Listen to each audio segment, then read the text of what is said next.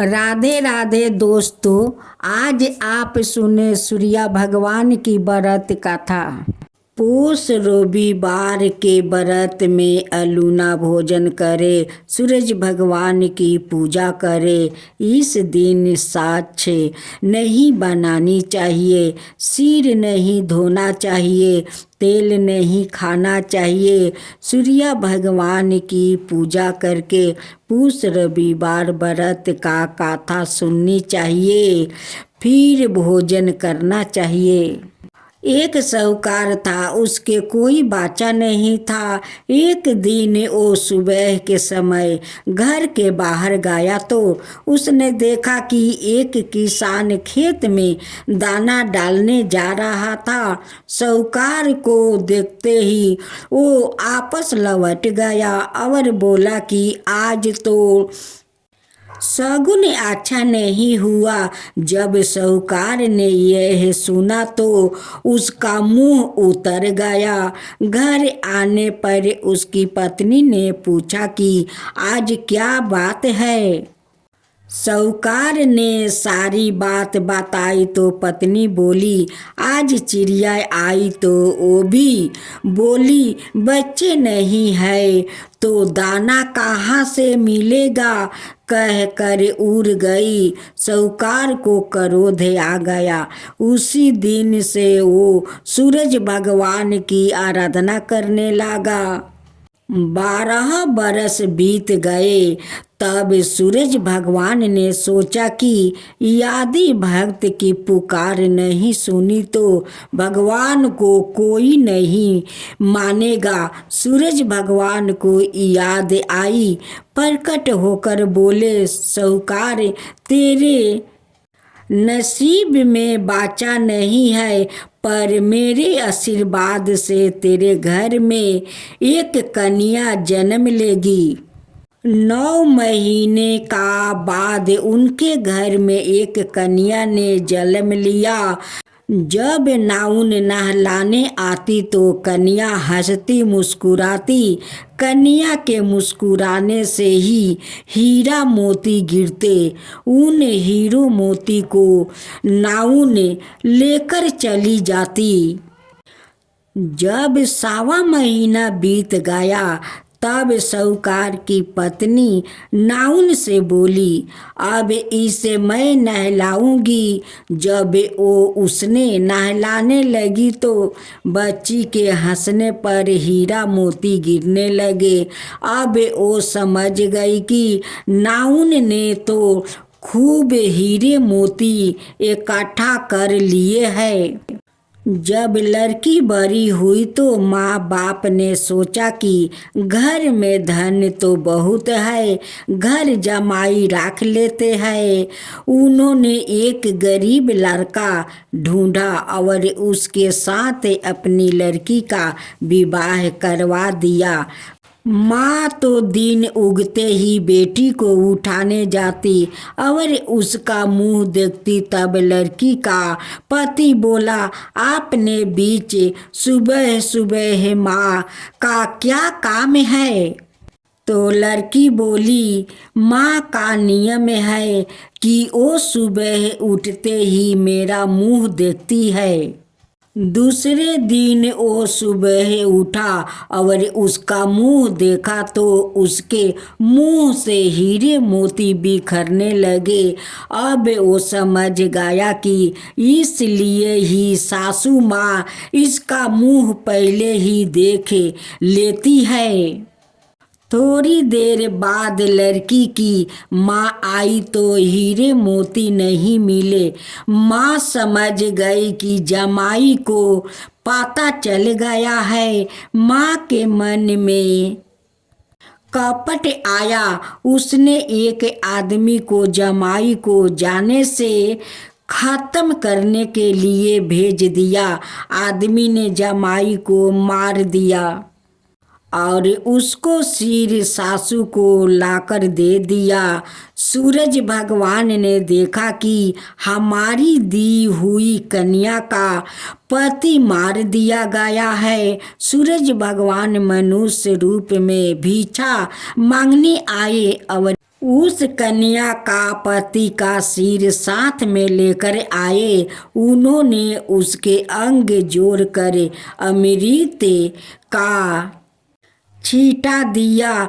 तब उसका पति उठकर बैठ गया। घर गया तो बेटी ने पूछा, पुष रविवार व्रत का मेरा नियम है कि दिन अस्त हुए के बाद खाना नहीं खाना, तो फिर आप इतनी देर से क्यों आए? वो बोला कि मुझे मारने के लिए तेरी माँ ने आदमी भेजा था और सारी कहानी बता दी। तब बेटी बोली कि अब हम यहाँ नहीं रहेंगे। जो माँ मेरे सुहाग को छीन ले, उनकी घर में किसी कीमत पर मैं नहीं रहूँगी। बेटी अपने पति के साथ अलग घर में रहने लगी। इसके घर में सुख समृद्धि हो गई और उसकी माँ के घर में धीरे धीरे दरिद्रता आ गई। जैसे सूरज भगवान बेटी पर प्रसन्न हुए, वैसे ही सब पर प्रसन्न रहना। सूर्या भगवान की जय, सूर्या भगवान की जय। राधे राधे दोस्तों, आज सुने यमराज की व्रत कथा। एक बार एक अमित नाम का व्याकित यमुना नदी के किनारे रहा करता। वो व्याकित दिन रात यमराज की पूजा करता, क्योंकि उसे अक्सर अपनी मृत्यु का ही डर लगा रहता। उसकी पूजा से प्रसन्न होकर एक दिन यमराज अमित को दर्शन देकर कोई वरदान मांगने को कहा। तब इस बात को सुनकर अमित ने यमराज से अमर वरदान रहने का वरदान मांग लिया। ऐसा वरदान सुनकर यमराज ने अमित को समझाया कि जिस मनुष्य ने जन्म लिया है उसकी मृत्यु के तय है। यमराज की इस बात को सुनकर उस व्याकित ने कहा कि यदि मृत्यु को टाला नहीं जा सकता है तो आप मुझे बस इतना सा वर दे दीजिए कि कम से कम जब मेरी मौत मेरी बिल्कुल करीब आने वाली हो तो मुझे इसका पता चल जाए और तब मैं अपने परिवार के लिए कुछ व्यवस्था कर सकूं। ऐसा सुनकर यमराज ने अमित को उसकी मृत्यु की पूर्व सूचना देने का वर दे दिया। इसके बदले में यम ने अमित से भी एक वादा मांगा कि जैसे ही उसे अपनी मृत्यु का संकेत मिले वो इस दुनिया से विदा लेने की तैयारी करना शुरू कर दे। इतना कहने के बाद यम देवता अदृश्य हो गए। ऐसे ही कई बरस निकलते गए और अमित ने यमराज द्वारे दिए वर से भयभीत होकर अब सारी पूजा पाठ छोड़कर विलासितापूर्ण जीवन जीना शुरू कर दिया। वरदान प्राप्त होने के कारण अमित को अब अपनी मौत की चिंता नहीं होती। समय के साथ धीरे धीरे अमित के बाल सफ़ेद हो गए। फिर और साल बीतने पर उसके सारे दांत टूट गए। तत्पश्चात उनकी दृष्टि भी कमजोर हो गई। लेकिन फिर भी अमित को अभी तक यमराज का कोई संकेत नहीं मिला। कुछ बरस और निकलने के बाद वो बिस्तर से उठ पाने में भी असमर्थ हो गया। अब वो कोई काम नहीं कर पा रहा था। लेकिन फिर भी उसने मन में ही अभी तक यमराज द्वार मौत का कोई संकेत ना भेजने के लिए धन्यवाद दिया। परंतु एक दिन वह आश्चर्यचकित रह गया जब उसने यमदूतों को अपने पास आते देखा। यमदूत आए और अमित को यमराज के पास ले गए। तब वहाँ पहुंचकर अमित ने यमदेव से कहा कि आप तो मुझे वर दिया था कि आप मुझे मेरी मौत से पहले संकेत देंगे, परंतु मुझे तो कोई भी संकेत नहीं मिला। अमित की बात सुनकर यमराज ने कहा कि मैंने तो तुम्हें 4 संकेत भेजे थे, लेकिन तुम ही अपनी विलासित पूर्ण जीवन शैली के कारण उन संकेतों को समझ नहीं पाए। यमराज ने अमित को बताया कि मेरा पहला संकेत था जब तुम्हारे बाल सफ़ेद हो गए थे। दूसरा संकेत मैंने भेजा वो था जब तुम्हारे सारे दांत टूटने लगे।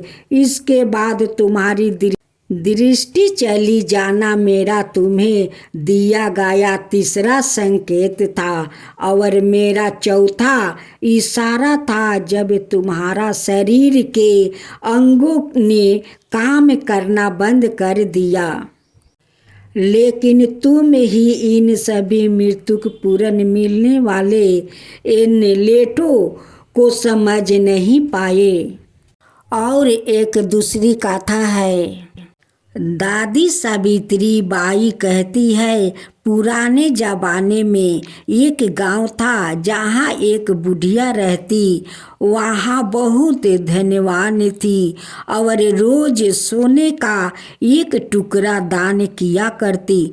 बुढ़िया की बहू को लगा कि अगर उसकी सास रोज ऐसे ही दान करती रहेगी तो एक दिन हम तो कंगाल हो जाएंगे। बहू ने बुढ़िया के बेटे से कहा कि तुम अपनी माँ को जंगल में छोड़ आओ। बेटा बेवकूफ पत्नी की बातों में आ गया और माँ से बोला, चलो माँ, मामा का घर चले। बेटा ने बैलगाड़ी मंगवाई और माँ को लेकर निकल गया। कुछ देर के सफर के बाद जंगल आया तो दोनों बैलगाड़ी से उतर पड़े और पैदल ही मंजिल की ओर चल पड़े। जंगल में चलते चलते माँ बोली, बेटा, मामा के घर का रास्ता तो दूसरा है, इधर कहाँ ले आया? बेटा बोला, इधर से जल्दी पहुँच जाएंगे। चलते चलते सूरज ढल गया और अंधेरा हो गया तो माँ फिर बोली, बेटा मुझे तो डर लग रहा है। बेटा बोला, माँ डरो मत, मैं हूँ। काफ़ी देर चलने के बाद बुढ़िया माँ थक कर एक जगह बैठ गई। थकन की मारी बुढ़िया को बैठते ही नींद आ गई। इधर बेटे ने देखा कि माँ सो गई है तो उसने बुढ़िया के सिरहाने 2 थोने में पानी भर कर रखा और वहाँ से 1-2-11 हो गया। जब नींद टूटा तो बुढ़िया ने करवट ली। ऐसा करते ही पानी से भरे दोने गिर पड़े। हड़बड़ाहट में बुढ़िया की नींद खुली। उसने आस पास देखा लेकिन बेटा तो कहीं नहीं देखा। जंगल में खुद को अकेला जानकर बुढ़िया घबरा गई। कहने लगी, भगवान, अब मैं क्या करूं? तुम्हारे नाम से इतना दान पुण्य किया, अब तुम ही कुछ करो। भगवान ने बुढ़िया की गुहार सुनी और तुरंत उसके लिए वहाँ महल बना दिया। महल में बुढ़िया की सेवा के लिए नौकर चाकर रख दिया। अब बुढ़िया ऐसो आराम की जिंदगी जीने लगी। उधर माँ को घर से निकालने के बाद बेटा बहू पर आफत टूट पड़ी। वो कंगाल हो गए, दाने दाने को तड़पने लगे। बेटा और बहू को जब इस बात का एहसास हुआ कि माँ को घर से निकालकर बहुत बड़ी गलती की, तो बहू ने पति से कहा कि तुम अपनी माँ को आपस घर ले आओ। बेटा जंगल में उसी स्थान पर जब पहुँचा तो वहाँ उसने देखा कि माँ महल के बाहर झूलुए पर झूल रही है। बुढ़िया की बदली जिंदगी देखा बेटे की आंखों फटी की फटी रह गई। पास जाकर बोला, माँ मैं तुम्हें लेने आया हूँ। तुम्हारे जाने के बाद हम कंगाल हो गए। माँ ने कहा, बेटा तू तो मुझे जंगल में अकेला छोड़ गया था, अब क्या लेने आया है? मैं तो अब उस घर में आपस नहीं जाऊंगी। तुझे मेरे साथ रहना है तो तुम यही मेरे पास आ जा। माँ की बात सुनकर बेटा घर लौट आया और अपने परिवार के साथ माँ के पास रहने आ गया। कहानी हुई खत्म। कहते हैं कि सतयुग में राजा हरिश्चंद्र के राज में एक कुम्हार था। एक बार तमाम कोशिश के बावजूद जब उसके बर्तन कच्चे रह जा रहे थे तो उसने यह बात एक पुजारी को बताई। तो उस पर पुजारी ने बताया कि किसी छोटे बच्चे की बलि से ही यह समस्या दूर हो जाएगी। इसके बाद उस कुम्हार ने एक बच्चे को पकड़कर आवा में डाल दिया। वो संकट चौथ का दिन था।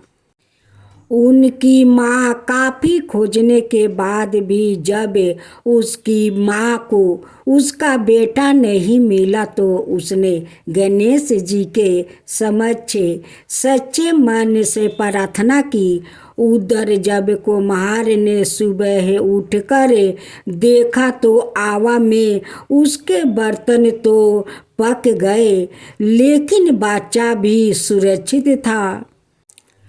इस घटना के बाद कुम्हार तो डर गया और राजा के समक्ष पहुँचे। पूरी कहानी बताई। इसके पश्चात राजा ने बच्चे और उसकी माँ को बुलवाया तो माँ ने संकटों को दूर करने वाले संकट चौथ की महिमा का वर्णन किया। तभी से महिला अपनी संतान और परिवार के सौभाग्य और लंबी आयु के लिए व्रत को करने लगी। जय गणेश जय गणेश जय गणेश देवा, माता जानकी पार्वती पिता महादेवा। जय गणेश जय गणेश जय गणेश देवा, माता जानकी पार्वती पिता महादेवा। एक दंत दयावंती चार भुजी धारी, मस्तक सिंदूर सोहे मूस की सवारी। जय गणेश जय गणेश जय गणेश देवा, अंधन को आँख देते कोरियन को काया, बाजिन को पुत्र देते निर्धन को माया। जय गणेश जय गणेश जय गणेश देवा, माता जानकी पार्वती पिता महादेवा। हार चढ़े फूल चढ़े और चढ़े मेवा, लड्डुअन का भोग लगे संत करे सेवा। जय गणेश जय गणेश जय गणेश देवा, दीनन की लाज रखो शुभ सुति बारी, कामना को पूरा करो जग बलिहारी। जय गणेश जय गणेश जय गणेश देवा, सूर्य शाम शरण आए सफल की जो सेवा, सूर्य शाम शरण आए सफल की जो सेवा। जय गणेश जय गणेश जय गणेश देवा, माता जानकी पार्वती पिता महादेवा। जय गणेश जय गणेश जय गणेश देवा, माता जानकी पार्वती पिता महादेवा। कृष्णा भगवान की जय, कृष्णा भगवान की जय। समुंदर के किनारे एक गांव में कृष्णा बाई नाम की बुढ़िया माता रहती है। वो भगवान श्री कृष्णा की परम भक्त है। वो एक झोपड़ी में रहती है। कृष्णा बाई का वासवी के नाम सुखिया था, पर कृष्णा भक्त के कारण इनका नाम गांव वालों ने कृष्णा बाई रख दिया। घर घर में झाड़ू पोछा बर्तन और खाना बनाना ही उनका काम था। कृष्णा बाई रोज फूलों की माला बनाकर दोनों समय श्री कृष्णा जी को पहनाती है और घंटों कान्हा से बात करती है। गांव के लोग यही सोच रहे कि बुढ़िया तो पागल है। एक रात श्री कृष्णा जी ने अपनी भक्त कृष्णा बाई से यह कहा कि कल बहुत बड़ा भूचाल आने वाला है, तुम यह गांव छोड़कर दूसरे गांव चली जाओ। अब क्या था, मालिक का आदेश था। कृष्णा बाई ने अपना सामान इकट्ठा करना शुरू किया और गांव वालों को बताया कि कल सपने में कान्हा आए थे और कह रहे थे कि बहुत प्रलय होगा, गांव छोड़कर पास के गांव में चली जाओ। अब लोग कहाँ उस बुढ़िया पागल की कहाँ बात मानने वाले थे। जो सुनाता वही जोर जोरे ठहाके लगाता। इतने में बाई ने एक बैलगाड़ी मंगाई और अपने कान्हा की मूर्ति ली और सामान की गठरी बांध कर गाड़ी में बैठ गई और लोग उसकी मूर्खता पर हंसते रहे।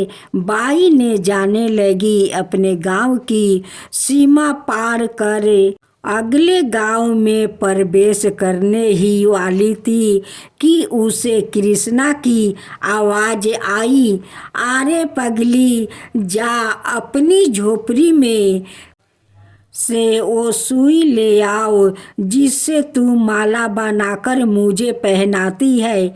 यह सुनकर माई बेचैन हो गई और तड़प गई कि मुझसे यह भारी भूल कैसे हो गई। अब मैं कान्हा की माला कैसे बनाऊंगी। उसने गाड़ी वाले को कहा, रोके, और बस से अपने झोपड़ी की तरफ भागी। गांव वालों ने उसके पगलपन को देखते और खूब मजाक उड़ाते। माई ने झोपड़ी के तिनकों में से फंसी सुई को निकाला और फिर पागलों की तरह दौड़ते हुए गाड़ी के पास आई। गाड़ी वाले ने कहा कि माई, तू क्यों परेशान है, कुछ नहीं होना। माई ने कहा, अच्छा अब चल, और जल्दी से अपना गांव की सीमा पार करे। गाड़ी वाले ने कहा ठीक है, ऐसा ही किया। बुढ़िया माई कहती है, अरे यहाँ क्या। जैसे ही सीमा पार हुई पूरा गांव ही समुंदर में समा गया। सब कुछ जलमग्न हो गया। गाड़ी वाला भी अटूट कृष्णा भक्त था। एने केने परेक रेन भगवान ने उसकी भी रक्षा करने में कोई विलंब नहीं किया। इस कहानी से हमें यह शिक्षा मिलती है कि प्रभु जब अपने भक्त की मात्रा एक सुई तक की इतनी चिंता करते हैं तो वो भक्त की रक्षा के लिए कितना चिंता होते होंगे।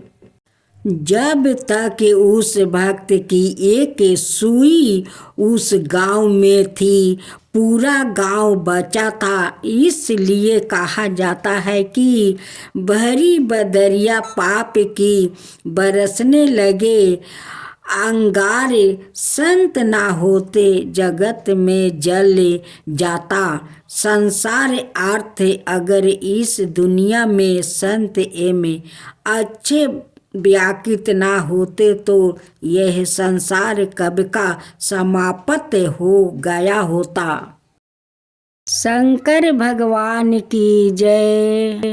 हे मुनिगण विनीत भाव से पूछने लगे कि हे परम दयालु, काली काल में शंकर की भक्ति किस आराधना द्वारे उपलब्ध होगी, हम लोग को बताने की कृपा कीजिए। क्योंकि कलयुग के सभी प्राणी पाप कर्मों में रहकर वेद शास्त्रों से विमुख रहेंगे। दीन जन अनेकों संकटों से त्रस्त रहेंगे। हे मुनि श्रेष्ठ, काली काल में सत्य कर्म की और किसी की रुचि ना होगी। जब पुण्य क्षीण हो जाएंगे तो मनुष्य की बुद्धि अस्ते कर्मों की और खुद प्रीति होगी, जिससे दुर्विचारी पुरुष वंश सहित समाप्त हो जाएंगे। इस अखिल भूमंडल पर जो मनुष्य ज्ञानी होकर ज्ञान की शिक्षा नहीं देता, उस पर परम पिता परमेश्वर कभी प्रसन्न नहीं होते हैं। हे महामुनि, ऐसा कौन सा उत्तम व्रत है जिससे मन बच्छित फल की प्राप्ति होती हो? आप कृपाए कर बतलाइए। ऐसा सुनकर दयालु हृदय श्री सूत जी कहने लगे कि हे श्रेष्ठ मुनियों, तब सैनक जी आप धन्यवाद के पात्रा है। आपके विचार सराहनीय है। आप वैष्णव्य ग्रह ज्ञान है, क्योंकि आपके हृदय में सदा परिहित की भाव रहती है। इसलिए हे सैनक, हे सैनकादि ऋषियों सुनो, मैं उस व्रत को तुमसे कहता हूँ जिसके करने से सब पाप नष्ट हो जाते हैं।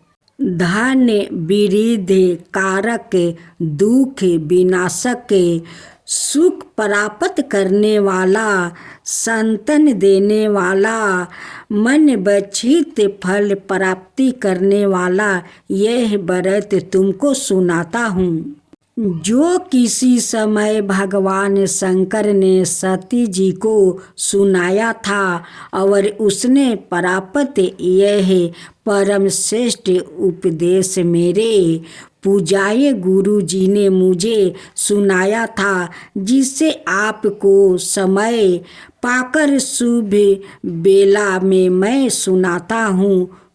बोलो उमापति शंकर भगवान की जय। सूत जी कहने लगे कि आहु वृद्धि स्वस्थ लाभ हेतु त्रयोदशी का व्रत करे। इसकी विधि इस प्रकार है। प्रत्यह स्नान करे, निराहार रह कर शिव ध्यान में मगन हो, शिव मंदिर में जाकर शंकर की पूजा करे। पूजा के पश्चात अर्धे पुनः त्रिपुण्य का तिलक धारण करे। बेल पत्र चढ़ावे, धूप दीप अक्षत से पूजा करे। त्रितु फल चढ़ावे, ओम नमः शिवाय मंत्र का रुद्राक्ष की माला से जप करे। ब्राह्मण को भोजन करवा करे, समर्थ अनुसार दक्षिणा दे। सत्या भाषण करना परम आवश्यक है। हवन आहुति भी देनी चाहिए। इसके बाद मन व्रत धारण करे। व्रती मंत्र ओम ही काली नमः शिवाय स्वाहा से आहुति दे। इससे अभिश्रेष्ठ फल की प्राप्ति होती है। व्रती पृथ्वी पर स्नान करे, एक बार भोजन करे, इसमें सब काम सिद्ध होते हैं। श्रावण मास में तो इसका विशेष महत्व है। यह सब सुख धन आरोग्यता देने वाला है। यह व्रत सभी मनोरथ को पूर्ण करता है। हे ऋषि वरों, यह प्रदोष व्रत जो मैंने आपको बताया, किसी समय शंकर जी ने सती जी को और वेद व्यास मुनि ने मुझको सुनाया था। सनकादिक ऋषि बोले, हे पूज्यवर, हे महामत, आपने यह व्रत परम गोपनीय मंगलप्रद कष्ट निवारक बताया है। कृपया यह बताने का कष्ट करे कि यह व्रत किसने किया और उसने क्या फल प्राप्त हुआ।